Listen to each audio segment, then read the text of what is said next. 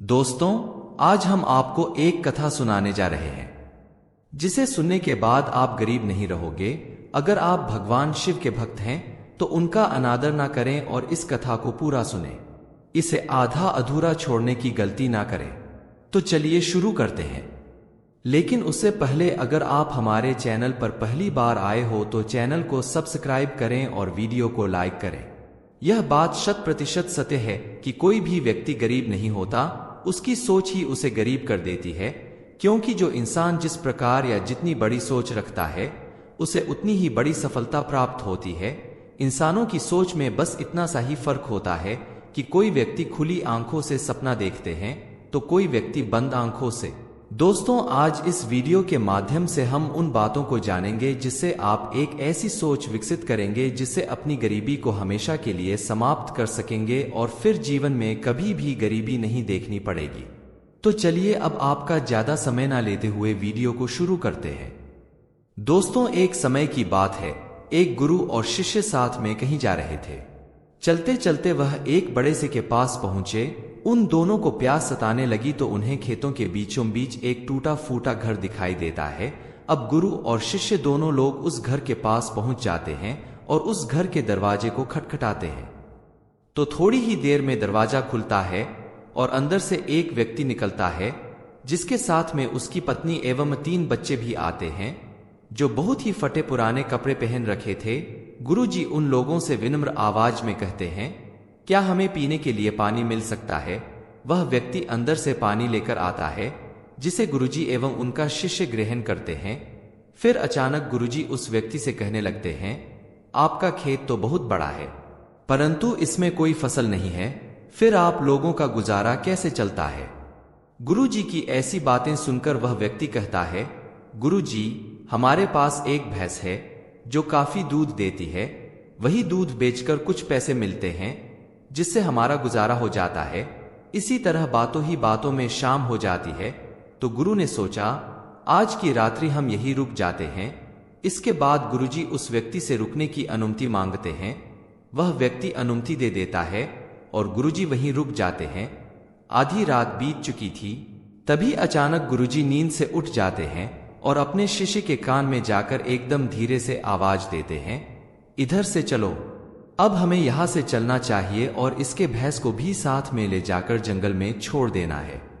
गुरुजी की ऐसी बातों को सुनकर थोड़े समय के लिए शिष्य को विश्वास नहीं हो पा रहा था, क्योंकि यह वही गुरु हैं जो इतना ज्ञान दिया करते थे, परंतु आज पहली बार किसी के साथ गलत करने के लिए बोल रहे थे।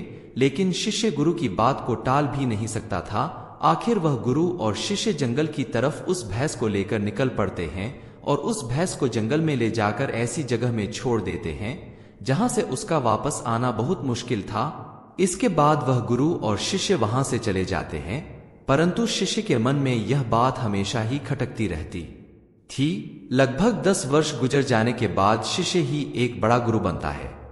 तो उसके मन में विचार आता है कि क्यों ना उस व्यक्ति से मिला जाए जिसकी भैंस जंगल में छोड़े थे और उसकी कुछ आर्थिक मदद ही कर देंगे ताकि उसकी आगे की जिंदगी खुशहाल हो सके। इसी विचार से वह निकल पड़ा और कुछ ही समय में उस व्यक्ति के पास पहुंच गया। लेकिन वहां का दृश्य देखकर वह चकित हो जाते हैं, क्योंकि अब उसके खेत में बहुत से वृक्ष थे जिसमें बहुत सारे फल भी लगे थे और झोपड़ी की जगह एक विशाल घर था। यह सब देखकर वो शिष्य मन विचार करने लगा कि हो सकता है भैंस के चले जाने के कारण वह व्यक्ति सब कुछ बेचकर यहाँ से चला गया होगा, और यही सोचते हुए वापस लौटने लगते हैं। तभी उसकी नजर उस व्यक्ति पर पड़ती है, तो वहीं से उस व्यक्ति के पास जाकर कहते हैं, शायद आप हमें ना पहचानते हैं, लेकिन कई वर्षों पहले मैं आपसे मिला था। तब वह व्यक्ति कहता है, मैं आपको कैसे भूल सकता हूं, आप तो उस दिन बिना बताए ही यहां से चले गए और उसी दिन हमारी भैंस भी ना जाने कहां चली गई, जो आज तक नहीं लौटी। कुछ दिनों तक मैं बहुत परेशान रहा, कुछ समझ नहीं आ रहा था कि अब क्या करें, परंतु जीने के लिए कुछ ना कुछ काम करना भी जरूरी था। इसीलिए मैंने लकड़ियों को काटकर बेचने का काम शुरू किया। जो भी पैसे मुझे मिले उसे मैंने अपने खेतों में खर्च करके फसल उगा लिया। फसल बहुत अच्छी हुई जिसे मैंने फलों का एक बगीचा लगवा दिया। जिस बगीचे में बहुत अच्छे फल लगे और आज मैं शहर का फल बेचने वाला सबसे बड़ा व्यापारी हो गया। लेकिन यह सब कुछ कभी ना हो पाता अगर वह भैंस यहाँ से ना गई होती, क्योंकि उसी भैंस के कारण मैं कोई दूसरा कार्य नहीं करना चाहता था। उसके जाने के बाद मैंने कार्य का दूसरा रास्ता चुना जिससे मैं पैसा कमा सकूं। लेकिन आज मैं अपनी जिंदगी से बहुत खुश हूं और शहर का सबसे बड़ा व्यापारी भी हूं। यही बात सुनकर शिष्य कहता है, यह कार्य तो तुम पहले भी कर सकते थे। तब वह व्यक्ति बोला, कर तो सकता था, परंतु उस समय मेरी जिंदगी बिना मेहनत किए भी चल रही थी। इसी कारण मुझे कभी इस बात का एहसास ही नहीं हुआ कि मैं भी कभी कोई दूसरा काम कर सकता हूँ। यही कारण है कि मैंने कभी कोशिश नहीं की।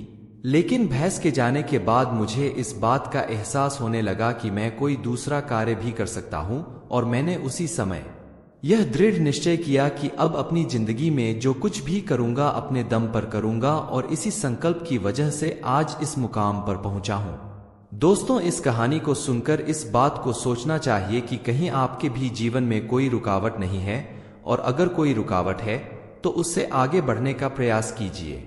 जो आपके पास है उसे खोने का भय मत करो, क्योंकि आपके पास खोने को बहुत कम है, लेकिन कामयाबी के बाद पूरी दुनिया प्राप्त करना भी आपके पास है।